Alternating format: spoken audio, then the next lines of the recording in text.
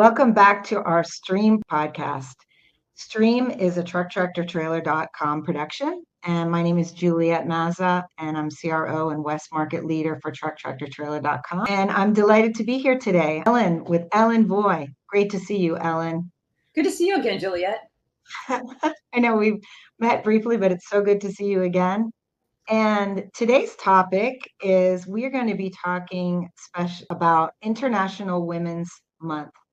And who could be a more appropriate person to talk to than Ellen Voie in our industry? Some of you probably know that Saturday was International Women's Day, and those of us, we were being greeted, and this whole month is really dedicated to women. And in our industry, the trucking industry, women are kind of unique. So I was really delighted that Nicole asked me to host today. I have had such a fun time in the trucking industry. I've been in the trucking industry for 4 years now. Prior to that, I was in some heavy industrial kind of businesses as well.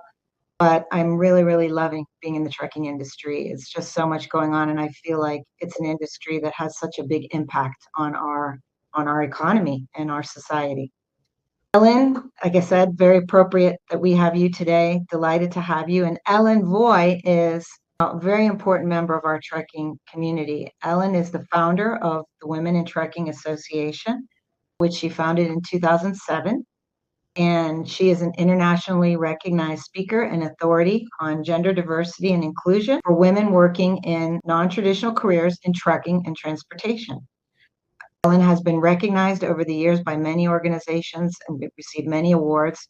And she is a very respected and renowned person in our industry, especially as a woman in trucking. So, Ellen, great to see you again. Thank you so much for that introduction, Juliet. Sorry, a little long-winded there. Again, Ellen, it's great to see you. And I know for those, many in the trucking industry know who you are, but I think it's a special treat for us to be able to get to know you a little bit better. And I would love to know how you came up with the idea of starting the Women in Trucking Association. So I've been in the industry for many years, and I had worked in the trucking industry actually since I was 19 years old. Not intentionally, took a job and ended up going to school for traffic and transportation management. But in 2006, I was hired by Schneider, the orange trucks. And my job was to figure out how to attract and retain non-traditional groups. And that included women.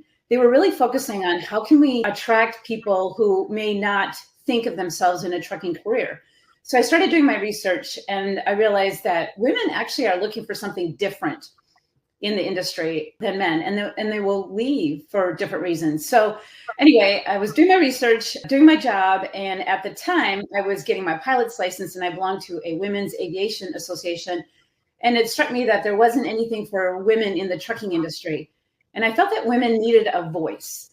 So I contacted some very influential women in the industry, asked them if they supported this idea. They all said, yes, let's do it. We put together a board of directors. And in March of 2007, the Women in Trucking Association was born.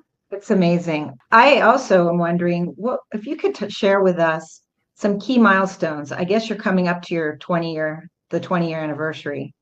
And I know that you're, I believe, more of a chairman role right now as of the last few years. I officially retired as CEO in 2023. The organization grew much bigger beyond my wildest dreams. And I'm the kind of person that I'm the entrepreneur. And so I set up Women in Trucking as a nonprofit, which means I reported to a board of directors, an amazing board of directors. But by the time I left, it was so big. We had a staff of over 20, budgets in the millions. It was not what I thought I would be doing. So the board, we had a succession plan in place. And in 2023, they hired Jennifer Hedrick as the new CEO. Now, her expertise is in managing a nonprofit association, not necessarily a trucking background. So they kept me on. I helped her acclimate. And then in July of 2023, she took over as CEO. But I stayed on, and I'm asked to do speaking engagements, media interviews, podcasts, things like that. But my role is now founder. And so milestones, I'm going to go back to the very first year. And the goal was to hit 500 members our first year. And we did it. And so the growth has been phenomenal since then. And currently Women in Trucking has over 8,000 members in 10 countries. So it's internationally recognized. And we're even working with Ukraine right now because they're trying to get more women to drive trucks because the men are all going into the military. So every country has its own challenges, and they look to us in the United States to help them figure out how to attract and retain women in the supply chain. But I do need to mention, Juliet, that our mission is threefold. It's to encourage the employment of women in the industry, to address obstacles, and to celebrate success, which means share their stories. And that mission has never changed. So I'm very proud of the fact that we're very mission driven. Thank you for giving us that recap about your mission, because I was going to ask you that. So I'm glad you said that. How would you feel, basically since when you started Women in Trucking, what do you think, how are women making contributions to the trucking industry now? And how has that evolved compared to maybe 20 years ago? How is that evolving? So there's a couple of big differences. And one of the differences is that trucking companies, when I said we need to hire more women, they're like, oh yeah, half the population, we can fill seats. And I said, no, we need to hire women because of what women bring to the industry. And so that's evolved. And I will take credit for creating that change because female drivers are shown to be safer than male drivers, more risk averse. Women in the boardroom make decisions differently than men, but that's okay. Again, more risk averse. So it's letting the industry know what women can bring to the industry. And diversity is very important because we need more women's voices. And so that's been one of the biggest changes, is that the industry has realized that women have a different perspective. The other thing is, 20, 30 years ago, women didn't want to be noticed. They just wanted to do their job and just, they didn't want special attention, special treatment. Now women are like, oh no, I want you to change this. I want, healthier food at the truck stops. I want a uniform that's designed for, this truck needs to have some, let's look at some of the amenities in the truck and change those. So now women are confident to use their voice to create change. So I love that momentum. That's great. Now, those are some really great thoughts. I know just in the career world, when I deal with my kids, as grown kids in the workforce, we have a very different perspective. So I worked in many, men dominated fields, and I can really very much relate to what you're saying. It's just like, hey, just do it. And it's different now. Women are, proud about standing up and what their rights are. And I think that's really great. We used to fit in. We felt that if we're going to be in a male populated environment, we needed to fit in. And nowadays they're like, no, you need to accommodate us. So I love it. Yeah, no, that's a big change. And that's really cool to hear that. I think what I'd love to touch on now is more about the Women in Trucking Association. As you know, we at trucktractortrailer.com are big fans. We are, so much support what you guys are doing. And I would love for you to just give an overview to all of the viewers that are out there of what are your key programs and initiatives. I know that MATS, for example, is coming up. I know you guys have a big presence there. And I know you have your annual event, but I'll let you tell what are the big things that are happening this year and, your key initiatives. So the conference obviously is huge. We had our first conference over 10 years ago. In our first year, we had 300 people. Well, last year there were 1,800, and about 80% are women. So to see a trucking event that's mostly women is just amazing. Yep. And the other thing about the conference is companies send a lot of people. Like, I remember giving out an award to, I think it was PACCAR one year, and Amazon. I mean, they're sending 80, 90 people. So they know that there's value in sending, them to learn and network. So the conference is huge. That's in November. As you mentioned at the Mid-American Trucking Show is the Salute to Women Behind the Wheel. And that's where we honor female commercial drivers. We have a big party. We have a chocolate fountain. We give them all T-shirts, and there's sponsors there. And we announce the driver of the year. But a couple other things I want to mention.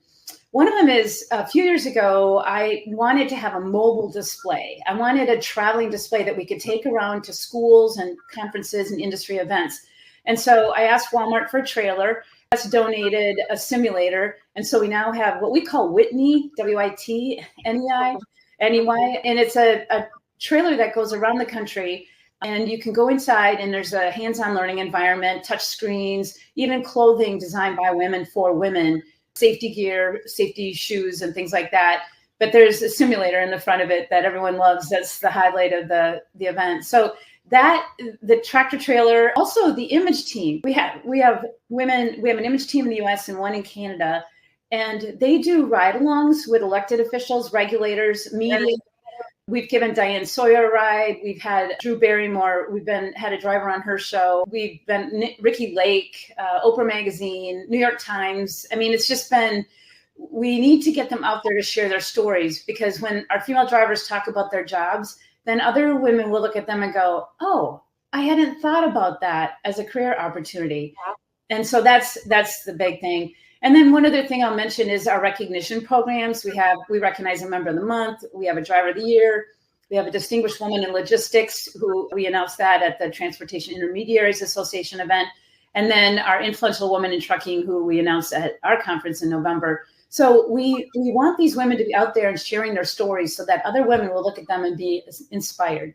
And for women in trucking, you're mostly focused on the drivers, is that correct? But not really all women in any positions, correct? Was that right?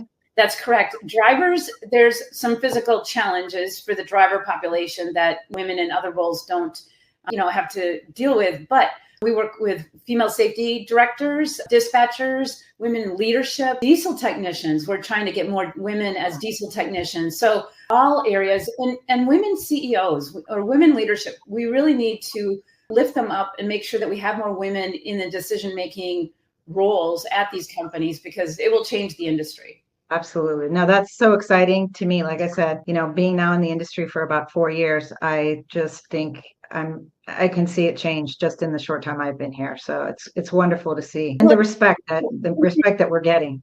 Well, Juliet, even in your role, women will look for different things when they buy a tractor.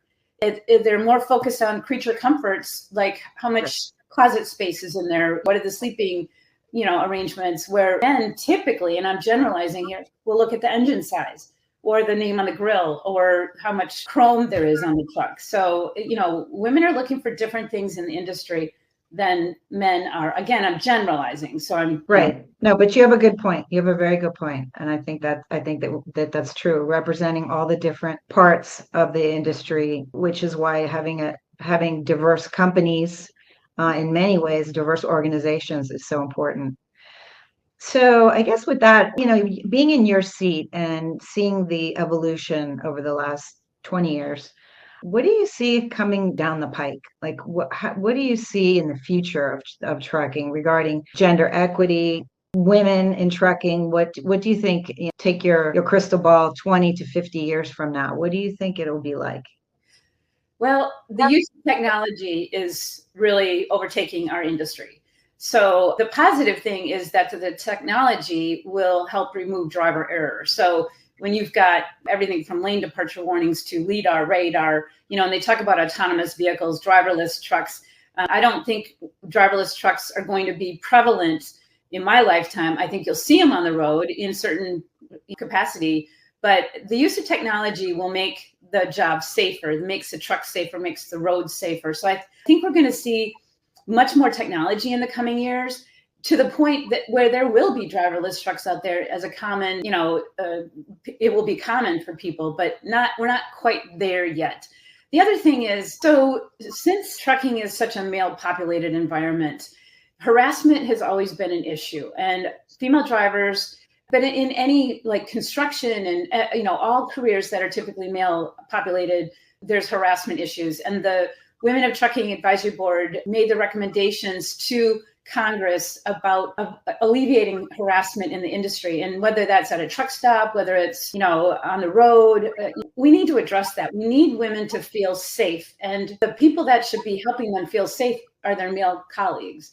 And unfortunately, that's not always the case. The number one place where women are harassed is at truck stops. So these are fellow drivers. We need to address that, and carriers need to have a stronger policy. No, absolute no jokes, no T-shirts with, comments on them, things like that. They have to have a no tolerance policy.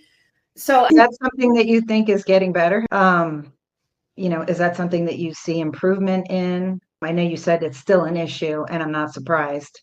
And maybe because we're human, it's always going to be an issue to an extent. But, maybe the Me Too movement, I don't know if that has helped or how that has shown itself in the trucking industry.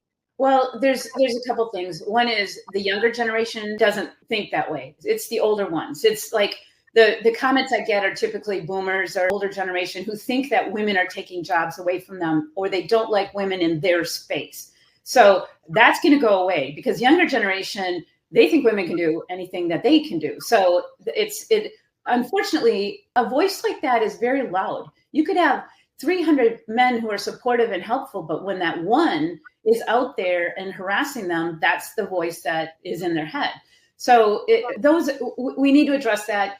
We also need other people, like carriers need to say to their drivers, this is, picture your mom, your aunt, your grandma, and treat them with respect. And the other thing, which I think really needs to change, is our training situation. When we send a female driver out with a male trainer and they're going out for days at a time, I think that is just so wrong. And I think we should have a same gender training policy.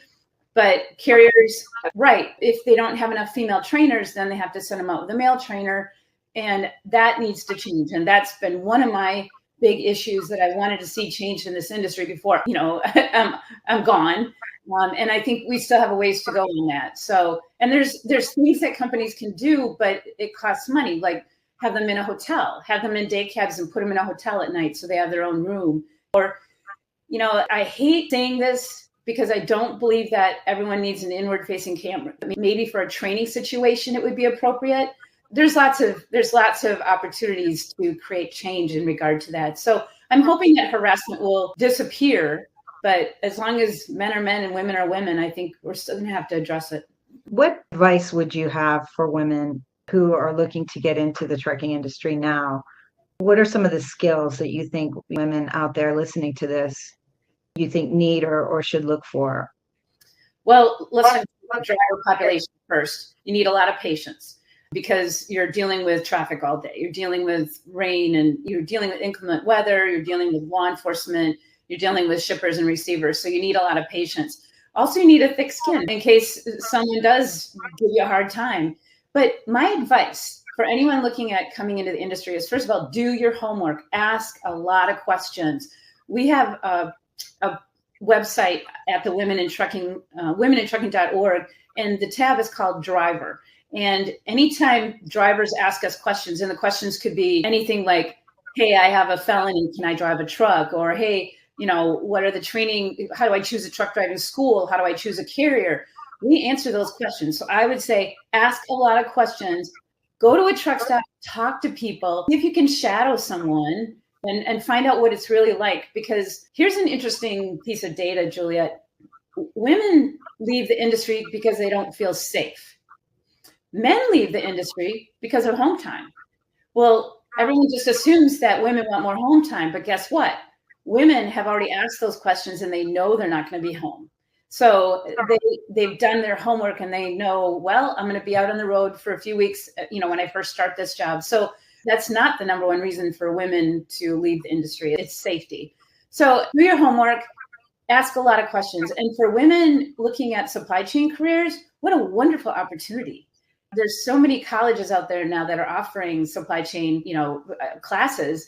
And Women in Trucking has a scholarship foundation, and we will give scholarships to women looking to get their CDL, women looking to be a diesel tech, women looking in the area of safety. And then the fourth area we call leadership. So if you're already working in the industry, like you, Juliet, if you said, well, I want to go back to school and get, an advanced degree, you could apply at the Women in Trucking Scholarship Foundation and we'll help you do that. So, wow.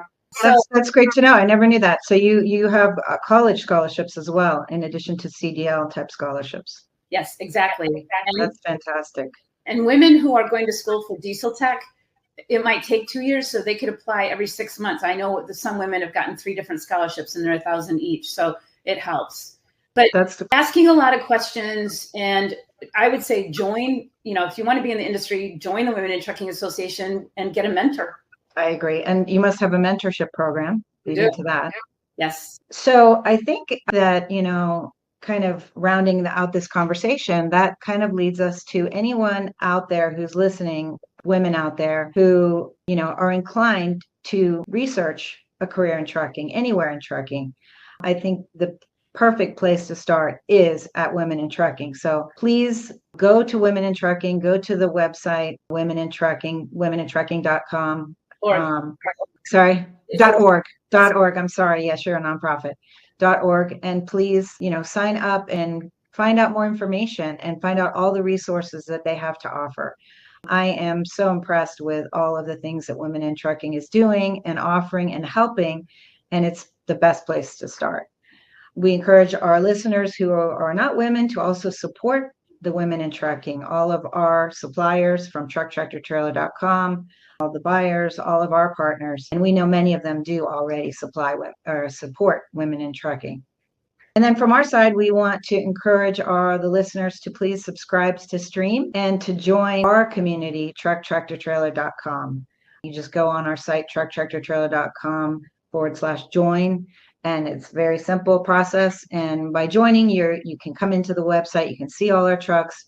We have financing, we have insurance, we have inspections, warranties. You can see any of our podcasts. And so we are just delighted to be here today and to celebrate International Women's Month, Truck Tractor Trailer, together with you, Ellen, and Women in Trucking. And I hope this is not the last one. I'm sure it won't be. We will continue to do more collaborations in the future, which we would very much like to do. We're getting more women on our team, which is great. Our CEO, John Gilley, is a huge supporter of women and diversity. So our team is quite diverse. I think unlike many trucking companies, we're pretty unique in that way. And so just love this conversation. And again, encourage everybody to check out Women in Trucking. So thank you, Ellen, for spending this half hour with me. And it's just a great way for me to celebrate Women's Month. So anytime you can ask me to come back, I'd love it. Thank you so much, Ellen. Appreciate your time today.